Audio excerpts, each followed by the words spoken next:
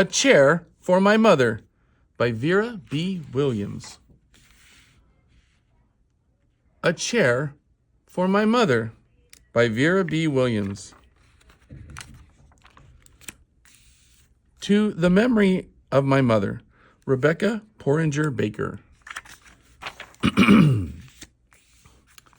Blue Tile Diner. My mother works as a waitress in the Blue Tile Diner. After school, sometimes I go to meet her there. Then her boss, Josephine, gives me a job too. I wash the salt and pepper and fill the ketchups. One time, I peeled all the onions for the onion soup. And when I finish, Josephine says, "Good work, honey," and pays me. And every time, I put half of my money into the jar.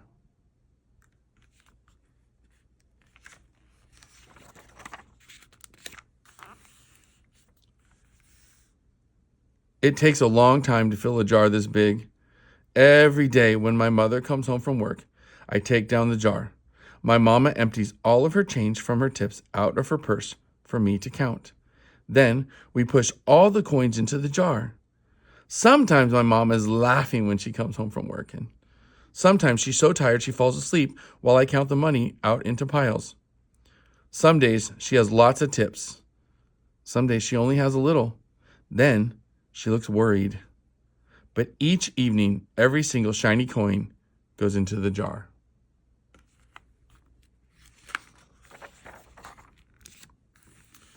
We sit in the kitchen to count the tips. Usually Grandma sits with us too. While we count, she likes to hum.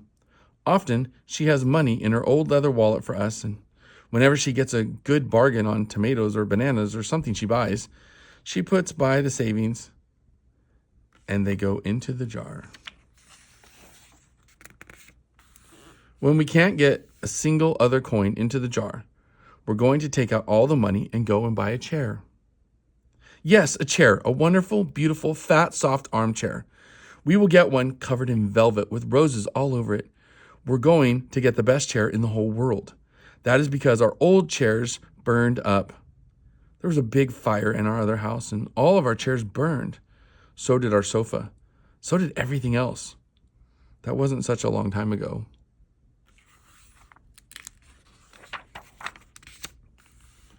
My mother and I were coming home from buying new shoes, and I had new sandals, and she had new pumps, and we were walking to our house from the bus.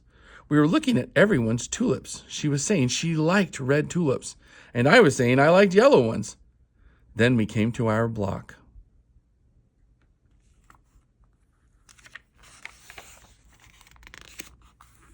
Right outside our house stood two big fire engines. I could see lots of smoke. Tall orange flames came out of the roof. All the neighbors stood in a bunch across the street. Mama grabbed my hand and we ran. My Uncle Sandy saw us and ran to us. Mama yelled, "Where's Mother?" I yelled, "Where's my grandma?" My Aunt Ida waved and shouted, "She's here, she's here. She's okay, don't worry." Grandma was all right. Our cat was safe too, though it took a while to find her, but everything else in our house was spoiled.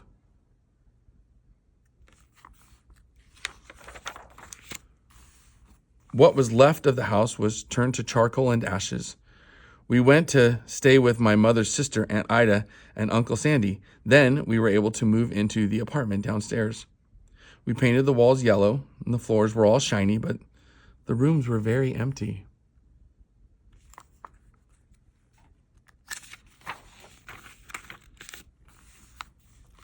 The first day we moved in, the neighbors brought pizza and cake and ice cream. And they brought a lot of other things too. The family across the street bought a table and 3 kitchen chairs. The very old man next door gave us a bed from when his children were little, and my other grandpa brought us his beautiful rug. My mother's other sister, Sally, had made us red and white curtains, and Mama's boss, Josephine, brought pots and pans, silverware and dishes.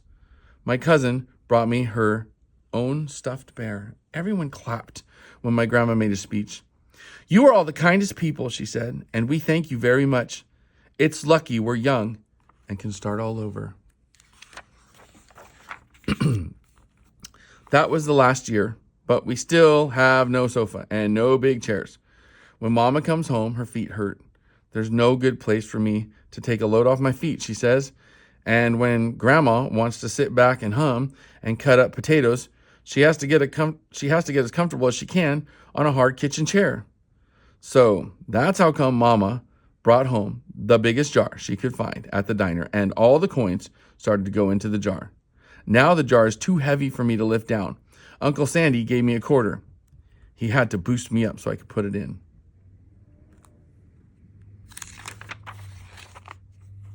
After supper, Mama and Grandma and I stood in front of the jar.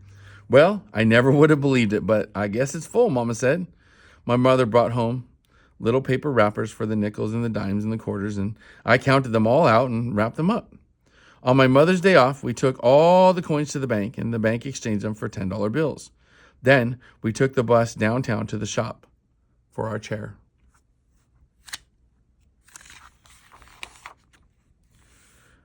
We shopped through 4 furniture stores. We tried out big chairs and smaller ones, high chairs and low chairs, soft chairs and harder ones. And Grandma said she felt like Goldilocks and the 3 bears trying out all the chairs.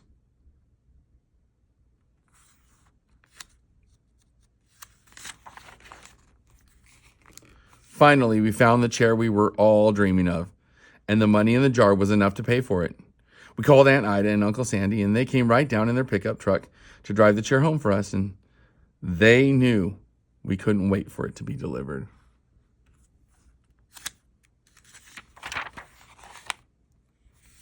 I tried out our chair in the back of the truck. Mama wouldn't let me sit there when we drove home, but they let me sit in it while they carried it up the front to the door.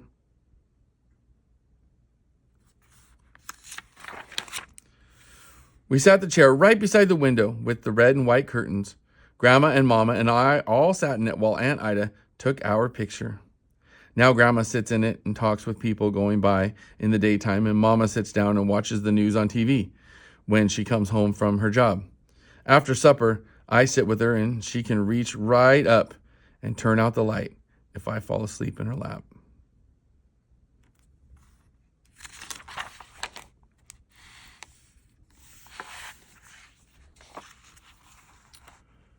A Chair for My Mother. I hope you love this book.